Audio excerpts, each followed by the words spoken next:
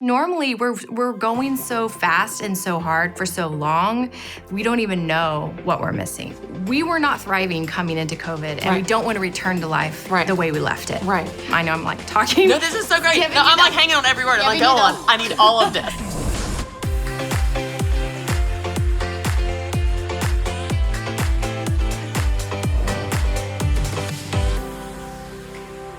Hey y'all, and welcome to the Christy Wright Show. I'm so excited because today we are talking about how to stop being stressed. Yeah. Do you need that? Because I do. Maybe this whole episode is just for me. I don't know, but I gotta tell you, this is one of those things that I struggle with. Anxiety creeps up, fear creeps up, stress and overwhelm is just a part of life, especially in this world that we live in this year in particular. So I'm so excited to dive into this topic and show you what you can do that can help calm your nerves. And then I get to sit down with the amazing and brilliant Rebekah Lyons. And her book, Rhythms of Renewal, is incredible. And she gives us very specific, practical things that we can do to calm our nerves and ease our anxiety. But first, let's talk about how to stop being stressed. Now, I got to give you guys an example. A few weeks ago, I was scheduled to speak for an event here at our office. This was Entree Leadership Summit. It was a very big, fancy, important, awesome event. Okay, we'd done everything in the planning to make sure it was going to go perfectly, even in this crazy year. But on the very first day of the event, y'all, I woke up and I was just feeling weird. Like I had like a little bit of allergy stuff going on and started to feel like my chest was maybe a little bit tight. And so I did exactly what you always should never, ever, ever do when you have symptoms. I Googled it, right? Googled these symptoms. Are these a symptom of coronavirus? Yeah. They are, which by the way, if you haven't Googled symptoms of coronavirus, like everything is a symptom of coronavirus. A broken arm is a symptom of coronavirus. So you start to Google symptoms of coronavirus. I have some of those symptoms. I convinced myself that I have coronavirus in the week of the most important big event that we do here at our office. And y'all, I started to panic. My chest got tighter. My breathing got more shallow. My stomach started to turn into knots. I started to feel sick and upset. And then it just reaffirmed, it is coronavirus. It definitely is coronavirus because an upset stomach and nausea and a tight chest and shallow breathing, all those are symptoms. Y'all, what happened was I literally got myself so worked up. I had myself convinced I had coronavirus. And it all started with a little bit of allergy drainage that morning. Once I started to calm myself down, once I started to work myself through this anxiety and get my bearings and start to discern the difference between freaking out and COVID-19, I realized I don't have coronavirus. Immediately, my breathing was more calm, my shoulders were more relaxed, my stomach settled, everything calmed down, and I knew it was just anxiety. Believe it or not, when I Googled, is this anxiety or coronavirus, there were a lot of results because a lot of people were struggling with that. I had myself convinced I was sick with COVID-19 when I wasn't. I was just anxious. You know what? When we start to feel this anxiety creeping up, which can happen for a variety of reasons. Maybe it's not an event you're going to. Maybe it's your kids going back to school. Maybe it's a big deadline coming up at work. Maybe it's just a relational issue that is stressing you out. Your body will have a physiological response to that stress. Your breathing will get shallowed. Your chest will get tight. Your body will start to respond to how you're feeling. But the good news is, even though you can't totally control your environment, you can't totally control your relationships or your kids going back to school or all the external stressors in your life, we know this year more than ever, we can't control a lot of things that we want to control and wish we could control. But you can still calm your nerves in spite of it. There are still things that you can do to relieve your stress, remove your anxiety, calm yourself down. All right, so I have a list for you of 7 ideas to help you relieve your stress. They're in no particular order, and you don't have to do all of them. They're just 7 ideas that work for me, and I bet they'll work for you as well. Number 1, breathe. I know that sounds so simple, but when we're nervous, our breathing gets shallow and it becomes worse and worse. Stop and choose to control your breath. There was one particular day just a few weeks ago where I had woken up and was watching the news, and the news was, of course, stress-inducing, and I found myself getting nervous. I was in the kitchen, and I was preparing breakfast for my kids, and I found myself just feeling panicky. And I stopped, I put my hands on the kitchen counter, and I just took some deep breaths. You can do this over and over again. Take a deep inhale, a deep exhale, and continue to train your breathing and train your body to calm down. Of course, it's not a perfect fix-all, but it's one thing you can control that will help you relieve your stress. So the first thing you can do to calm your nerves is to breathe. The second thing you can do, a second idea, is to read. Read your Bible. Read a good book. Read something positive and hopeful. I love the verse in the Bible where it talks about whatever's true, whatever's right, whatever's excellent or praiseworthy. Think about such things. Well, you can read those things. If your mind is running off the rails, you can read things to put good things in your mind. It's training your focus and changing your thought pattern to what is good, what is true, what is hopeful, what is peaceful, what is right. Reading can really help you calm your nerves, especially if you're reading something really, really good and hopeful.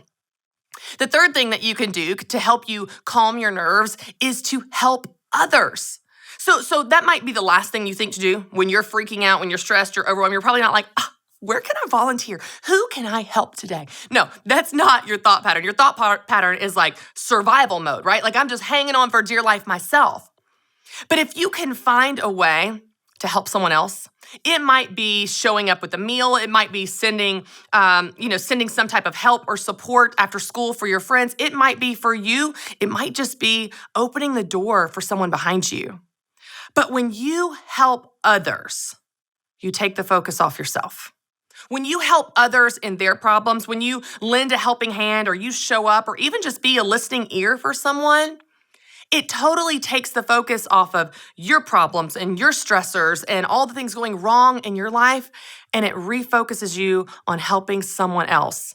You'll be amazed at how it truly does feel better to give than to receive. Sometimes the best medicine for our problems is helping someone with theirs.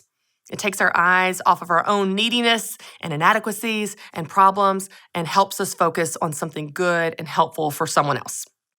So your first idea is to breathe. Your second one is to read. Your third one is to help someone else. Your fourth one is to pray. Now, I don't know where you are in your faith, but I will tell you there is something so healing, something so peace-filled and peaceful about praying. I believe that God in heaven is not this distant God that is judging you with a pointing finger and he's too busy to hear your prayers. I believe he is intimate and personal, and he is able to hear your every need, and he cares about them. He created every star in the sky, and he created every hair on your head, and he knows every thought you have before you think it, and he wants to hear from you. He already knows what you're worried about, and he loves it when you come to him with those worries, when you come to him with your prayers, when you come to him with all of your fears, even if they seem silly to you, all your desires, even if they seem selfish to you, that you bring your full self, your whole heart to him and pray. It's one of the best ways to relieve stress in your life. Now, I want to give you another idea, and this is a little bit different, but similar to helping others. Another way for you to relieve stress is to give. So whether it's financially, giving a gift card, to give to others. It's like working with your hands. It's like showing up and helping others, but it takes the focus off of you. It takes the focus off of everything that we need, everything that's going wrong, and allows you to show up and bless someone else with your giving. So whether it's financially, whether it's at your church, whether it's a donation, whether it's a gift card, I don't know what that looks like. Maybe it's just a big tip when you go to a restaurant this week. But when you give others, it really does give you a sense of peace and relief. But I've got more ideas for you. Another thing that you can do, and we've got 2 more here. Another thing that you can do, this is really, really fun. Play. I know it seems silly. Like, again, probably the last thing on your mind when you're feeling stressed is like, hey, let's go play on the playground with my kids, or let's wrestle or come up with a scavenger hunt. But y'all, when you play, it brings laughter, it brings lightness, it brings fun to your life when you need it the most. It's amazing how laughter can just break the tension. It's amazing how playing and being silly and having a dance party in your kitchen, or tickling and chasing your kids, or playing hide and seek, or just being crazy in your house, in your home, so simple and for free. It's amazing how those things can relieve your stress. Again, it takes your focus off of the bigness, the largeness, the overwhelm of what's going wrong in your life, and allows you to just focus on what's right in front of you, like your tiny toddler laughing hysterically, which is the greatest sound in the world. Just play. When you're feeling stressed, force yourself to be silly and play, and watch how that calms your nerves and gives you a completely different spirit about you. And then the last idea I have for you to calm your nerves is to exercise. You can't be shocked by this. Y'all know I love to exercise. And as Reese Witherspoon says, exercise gives you endorphins. Endorphins make you happy. Happy people don't just kill their husband, y'all. Grab a weight. Do some curls.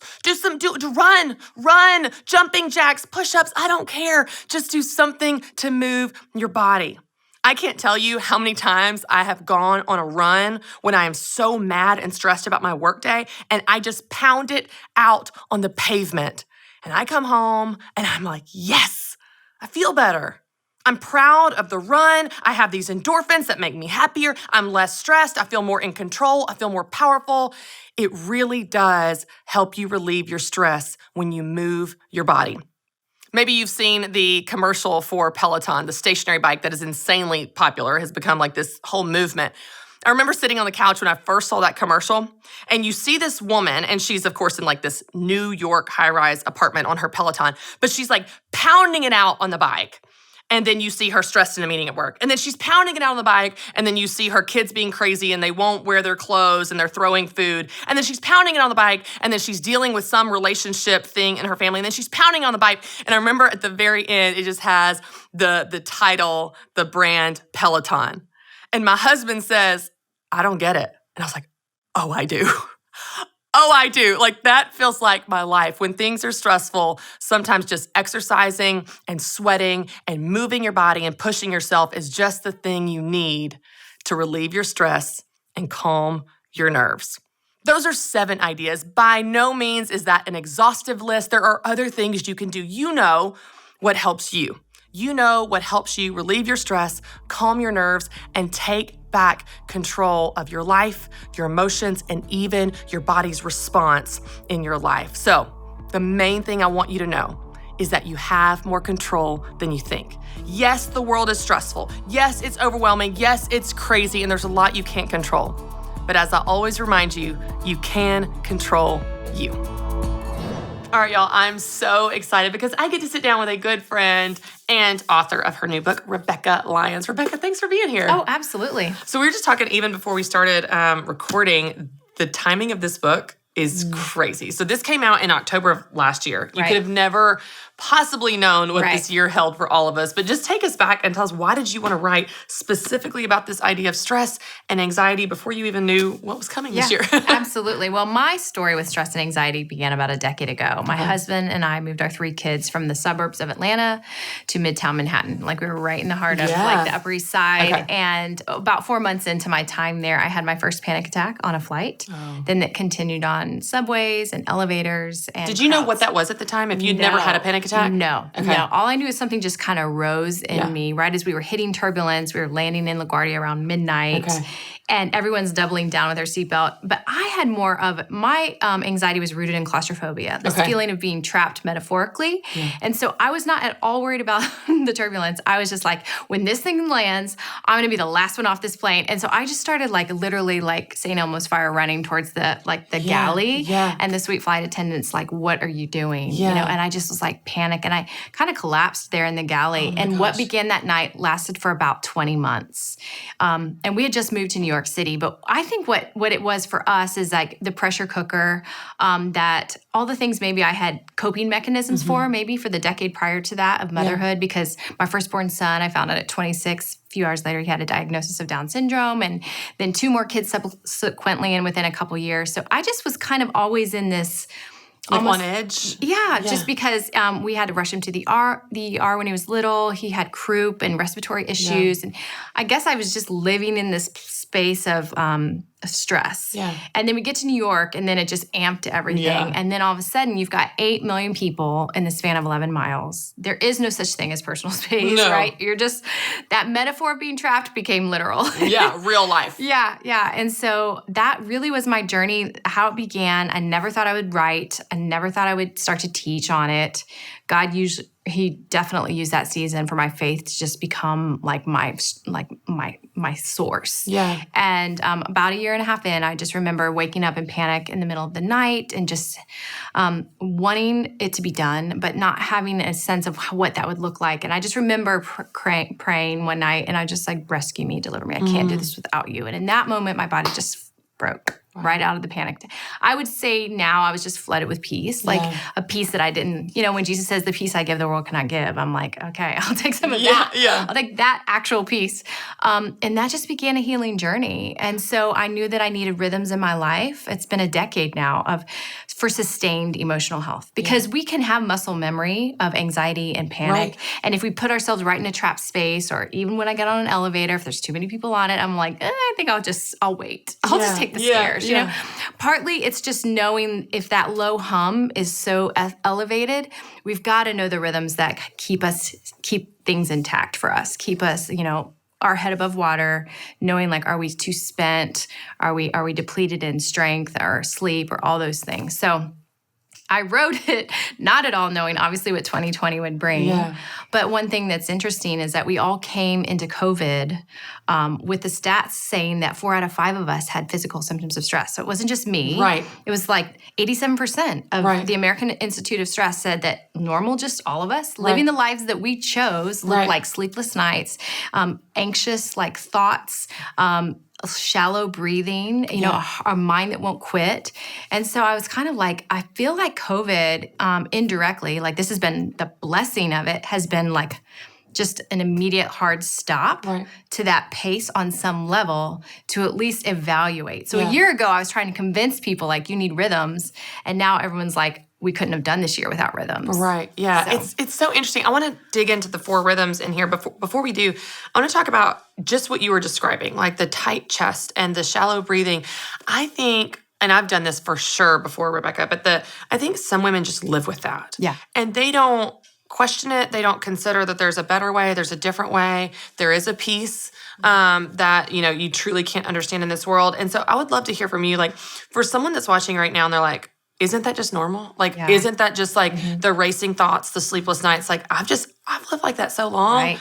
I didn't know there is another way. Kind of speak to that for a second, and then I want to dig into the rhythms in your book. Like, your reality is what you wake up to every morning. And if you've woken up to that as a norm for 5 years, 10 years, 15 years, maybe whenever that intensity began, you don't even see how much it's actually taking from you until one day you wake up and you're like, I no longer recognize the person in the mirror. I don't know where she went. She seemed to be used to be fun.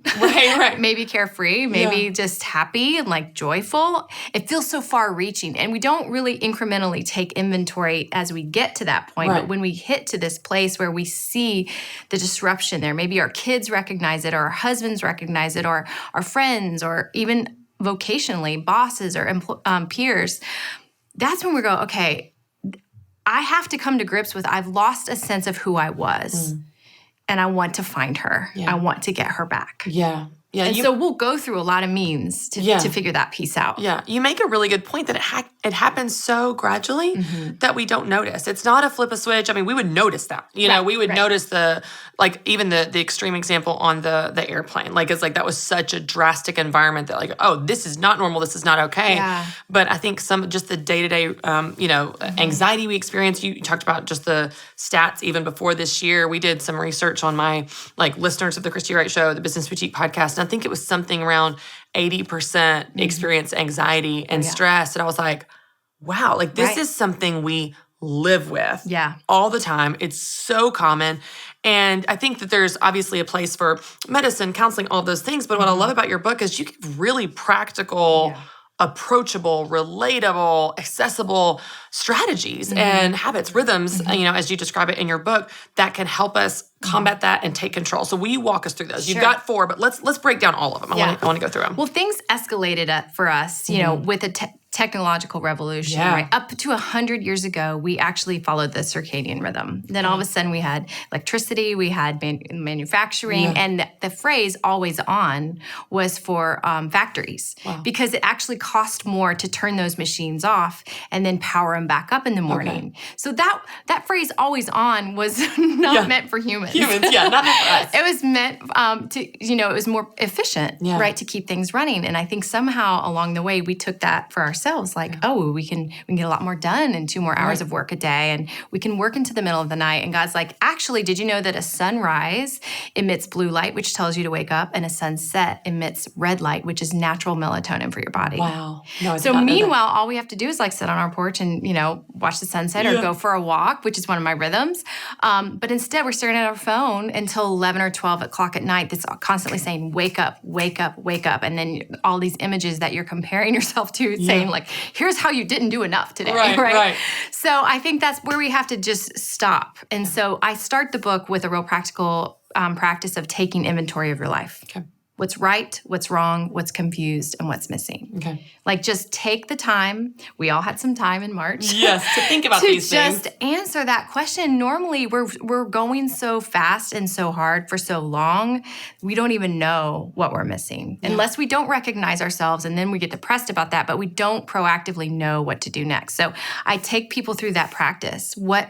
What is missing in your life? Is there laughter that's missing, right? Maybe patience, all the check, right? Yeah. And then the second chapter is tech detox. Partly you've got to quiet that outside input just long enough to hear your own thoughts, to have an ongoing dialogue with God. Yeah. Help show me where I've kind of veered off course.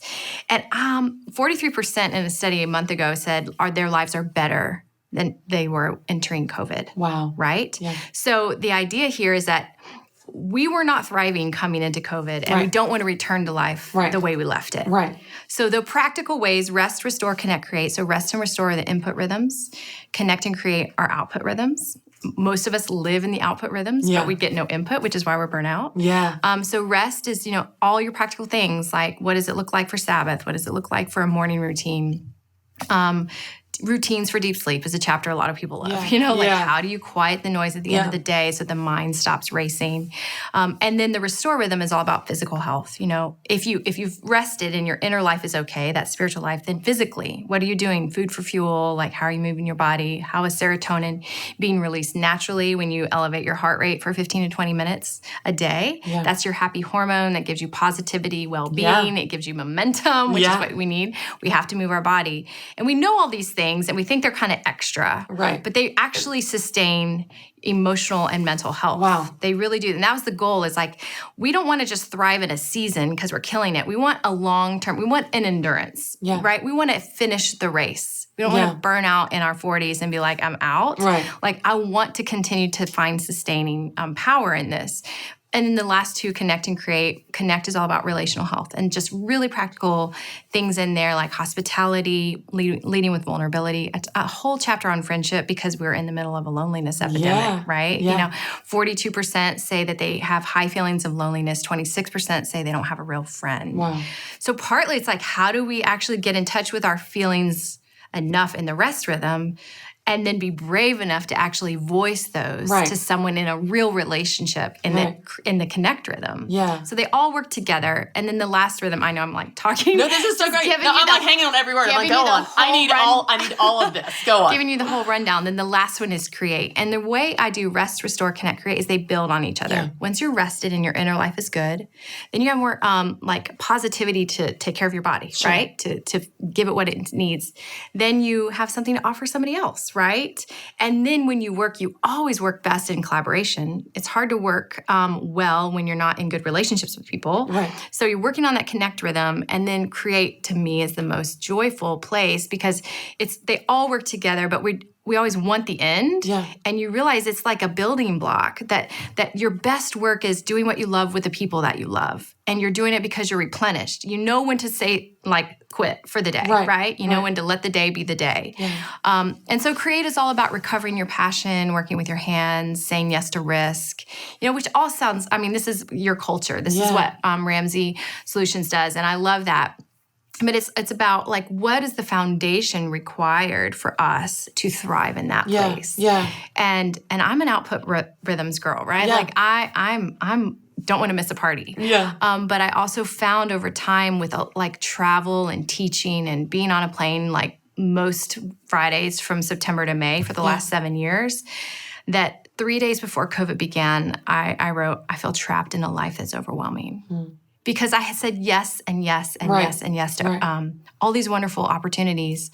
But I know in some ways this is an invitation even to take those input rhythms more seriously. I did a Instagram live back at the beginning of COVID, and I was just doing this like Hope in the Chaos series on Instagram. It was like super casual, just like having conversations. And I was talking to Crystal Evans-Hurst, and she said, we are on a forced elimination diet. We are about to see what was making us sick. And I was like, isn't that interesting? Because brilliant. She is. I think we were all feeling exactly what you wrote down. I feel trapped in this life that's overwhelming, a life that we either allowed or created or some combination of both. Mm-hmm. And then all of a sudden, everything was canceled. And it's like you're suddenly aware with what was making you sick, what was making you tired, what was, Right. And I love this idea of, even though there's so many downsides that we don't love about this and we want normal human connection again, there's something really beautiful about this blank slate where we can rethink how we live our life, and we don't have to rush back to that old life of being overwhelmed and being anxious. You can put some of these practices in place. Now, I want to start with the one that's hardest for me, Rebekah, and I want to go back to the beginning, which is rest, the input. Yeah, girl. Because I think a lot of busy women, busy moms, we are in a season, regardless of whether you have kids or not, work inside or outside the home, doesn't matter. We just are so productivity driven. Yep. We're so to-do list driven. And it's like, if I can just get through this day, get through this week, get through this season, and that leads to another day, another week, another season. Sure, and we're still running hard. And so what does it look like to rest when nothing in your world is restful? Like Rebekah, you have 4 kids. I have 3, but I feel like I have 47 kids sometimes. They spawn themselves during COVID. I'm so tired all the time, and they're so hands-on right now. Yeah. Every car seat, every bath, every sippy cup, every diaper. Yes. What does it look like to rest and have that input, which is so needed, but also like realistic for someone that is truly in a season where it's like, okay, I don't just have tons of time for myself. So what does that look like for someone that they find it hard to rest? Yeah. Because the work is never done. The house is never clean. Never done. I have a 19-year-old with Down syndrome, and we've adopted a little girl who's now 7 with Down syndrome. And Gabe and I look like empty nesting. What is that? Yeah. We're not going to have that. You're in it. I very much understand the work will never be done. Yes. But what I've had to go back to is like what, and sometimes we have to really dig deep. Like what are the things that actually replenish me and like almost make me laugh out loud, kind of remind me of who I was in college. Yeah. So my husband and I got away for a couple days last week for the first time in 2 years without kids. Wow. And I know it was a blessing, and I know that's not happening for everybody right now, but it was enough to like get covered in mud on an ATV and just go down a river and just be reminded that I can laugh hysterically and be like, and there I am, I'm in there. She's in there somewhere. But that doesn't have to mean travel. It could mean like a day trip, or could mean a couple hours away. Like take Sabbath seriously. And usually the thing that replenishes you looks like the opposite of work. So if you're in your head a lot and you work a lot like with content and all that, then you need to do something tactile and active, right? Maybe if you're in the circus, then you might rest for you. Sorry. We have a lot of circus listeners, Rebekah. Go on with the circus example. I couldn't think of something faster. But if you're more active in your vocation, then maybe like reading a book or going for a walk or whatever, like do something that's a little more different. Find out what it is. But I would say for every day, for me, it's still replenishing for me to get outside. So if I can just get outside in the morning or the evening and take a walk, with Gabe or with one of the kids if they want, or by myself or with a girlfriend, whatever, I don't care. Somebody's going to walk with me. Just find that thing. Find that thing. If it's like, if you're an extrovert and you like loud volume, no matter how old you are, I am not that person. Just put the windows down, blare the music, get your favorite song, you know, whatever it is that just makes you laugh and brings some joy there and takes the responsibility off your plate for a moment. I mean, we wear responsibility like a badge, and it's a good thing. Like strategy is my number one strength, responsibility is my second. But let's be honest. If those are the only two hats that I wear, I am not that much fun to be around over time. Yeah, that's true. Right? And so it's like, okay, that's my hat primarily when I'm in kind of the output mode. Right. But that's not replenishing me to like continue to do that well. Right. Let's find the or even opposite. enjoy yourself while you're doing it. Yeah. All of a sudden, people are like, you're really not that fun to be around when you get in that like laser. And I was like, you know what? That's because I actually haven't balanced it with play. Yeah. And so there's a chapter in there in the beginning of the Restore Rhythm called Permission to Play. And the idea I learned in that, which we mamas all have to be preaching to ourselves, or women in general, I think, is that play and control cannot coexist. So when you're home and you're responsible for the, you know, well-being of your kids and, you know, it's really hard to have a freedom with play. But if you just go, okay, we're just going to let it be what it is. Right. You know, like it's going to see what happens. Yeah. And we're going to dance around or we're going to make a mess and we're going to just be okay with it, you know? And maybe that needs to be outside. Maybe that needs to be on vacation somewhere. But find a place in your life where you don't have to carry the responsibility fully, or you can at least offset that with somebody else helping you do that. I love that idea, and I love that you talk about that. Like laughter and play, I think we are so output-driven, we're so responsibility-driven, productivity-driven, that it's like, oh, I don't have time for that. I don't have time for play. Just a couple weekends ago, my husband asked me what I wanted for my birthday, and I was like, I want just some of our friends, like couple friends, to go to the lake and just play. I was like, I want to be a kid. I was like, I'm a grown-up taking care of kids all the time. I was like, I want to be the kid. And so we went down there and we went tubing. Like I have scars all over my arms. Same. I got one from It was tubing. so fun though. Like, I laughed until I could not breathe. Like I couldn't even catch my breath. We were laughing so hard. Doesn't it surprise you when that kind of laughter comes out of your body? You're like, and you it's so fun. That's the thing. I think it's like we so underestimate fun. Like it's like this optional thing. It's like your life should be fun. I was speaking a few weeks ago at our Entree Leadership event, and I said this line, and you know how sometimes I know you speak a lot, like you'll say a line and like you hear in the audience go, oh. And I said, because these are like hard driving business owners, like bottom line driven, ROI, everything. And I said, I was talking about fun. And I said, because I promise you this, if you don't make time for fun, you're not any fun to be around. And they were like, oh, like it's like suddenly there was like a reason for it. But I thought, that's true for me, that's true for you, that's true for all of us, that if we don't make time for fun, whether it's fun with our kids in messy play or fun on our own on an ATV or on a tube, then we're not any fun to be around. And life is too short to just be all about the bottom line, the to-do list. It's like we're not going to have any fun living this life. Okay, Rebekah, I could talk to you about this all day. This is so good. And what I love about it is, we were talking about this even before we recorded, it's so approachable, because I think this idea of rest or balance or any of these buzzwords we all talk about all the time feels like a moving target. It's like we can't define it, we can't seem to achieve it, and you just make it so accessible. It's like, oh yeah, rest, restore. These are things I can do right now today. I know people will want to know where they can find your book and how they can learn more, and you've got some exciting stuff coming up. So tell us about how they can connect with you. Oh, absolutely. RebekahLyons.com, and that's spelled REBEKAH. Yes. LYONS.com. But, and the book is anywhere books are sold. And one thing that's great is there's some questions at the back of each chapter. So you can even start to take that inventory of your life. And I do think COVID allowed a lot of us to take inventory of our life, and is still doing that. Like, how do we reframe that? Since we got a clean slate on some level, we got to kind of gently get out of the things that we had committed to a long time ago. Right. And we were just I didn't want to go to that anyway. Great, it's canceled. Perfect. Yep. And we can almost rebuild and reestablish. And that's kind of the mantra of the book. It's never too late to reestablish what you want your life to be about. So to me, that's a promise that you get to take agency over. You actually get to decide. And I give you 7 examples of each rhythm, but those are just mine. You can make your own. And then I have a 90 days Rhythms for Life, 90 Days to Peace and Purpose coming out the end of October. And it's really more how to implement those rhythms that you decide you want to do. Yeah. And just know you're not alone and there's a community doing it with you. So I think, we all need to challenge each other to get healthy because it's for endurance. I think it's for our kids to see that like work doesn't like make you lose who you are. It actually enlivens that as long as you can find balance around that. Yeah, I love that. And I love the message here too, that is just, we have control over this. You're not a victim in your life. You're not a victim to your schedule. Like, you have control over your restoration, how you connect, how you create. Like, there's a personal responsibility element in this that is convicting, but also empowering. Like, oh, I can change this. Like you said, I can change this. I can make a difference. I can do something different. Thank you so much, Rebekah. You are just such a light. You're so fun to hang out with. And this is one of those things I'm like, oh, so good. I need to do that today. So anyway, thanks for being here. Thank you for having me. All right, y'all, I want to spend a few minutes looking at a verse that I'm sure you've heard before, but it is so perfect for what we're talking about today. This is Philippians 4, 6, and 7.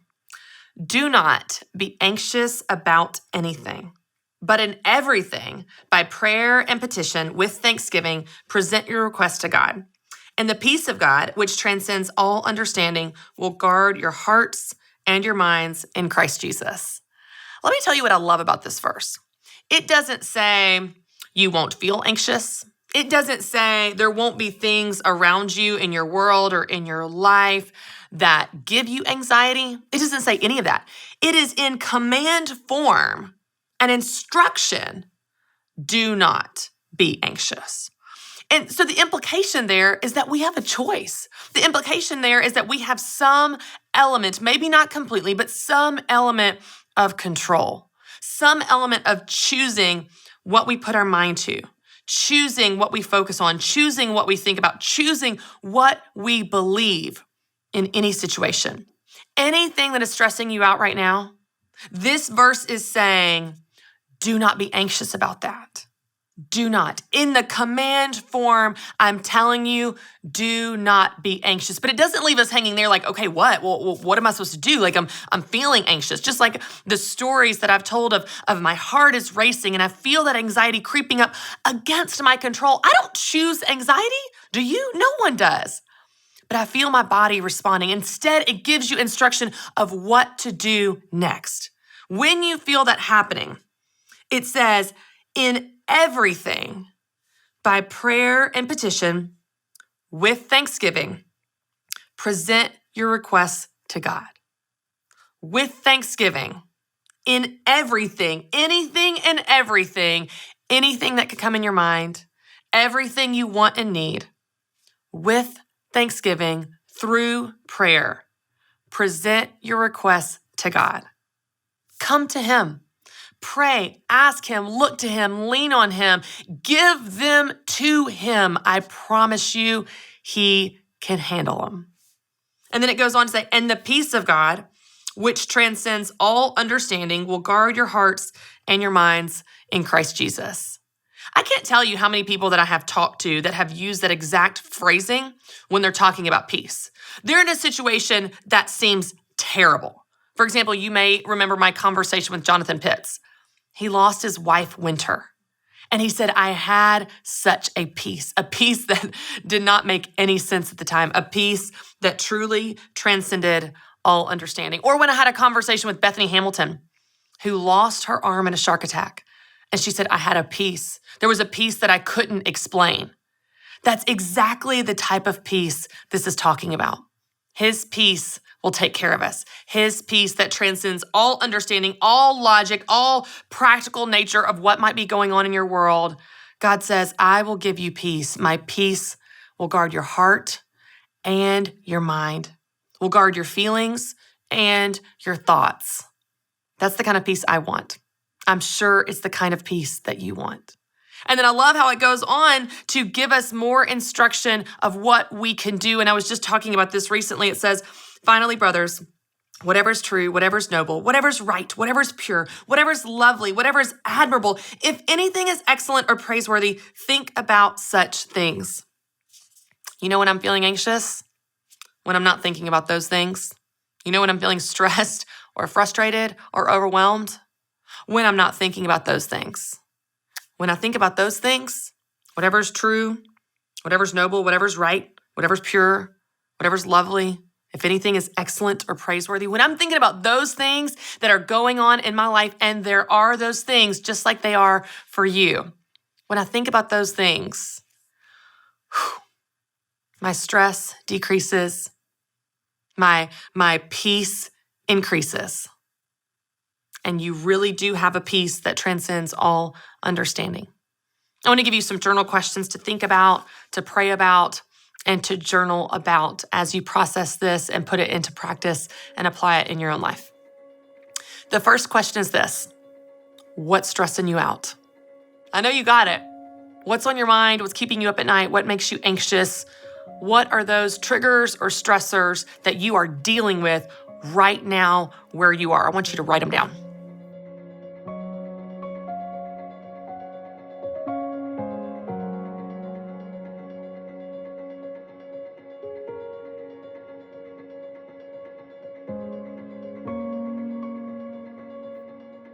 All right, your second question is more of a challenge.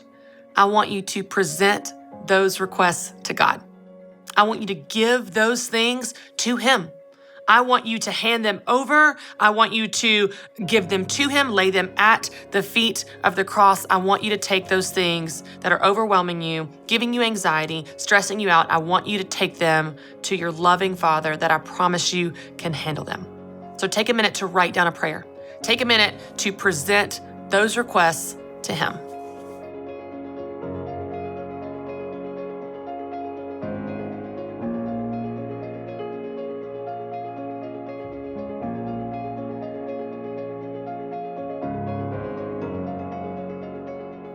All right, your third question is this: what is true in your life?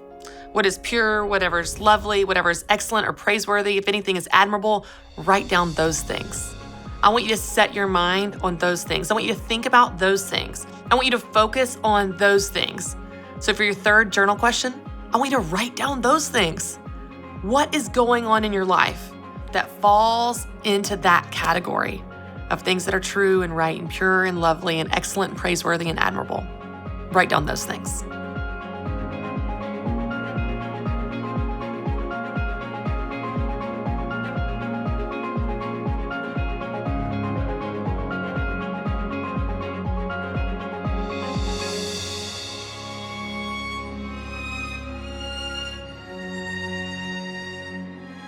All right, I would love to pray for us as we wrap up.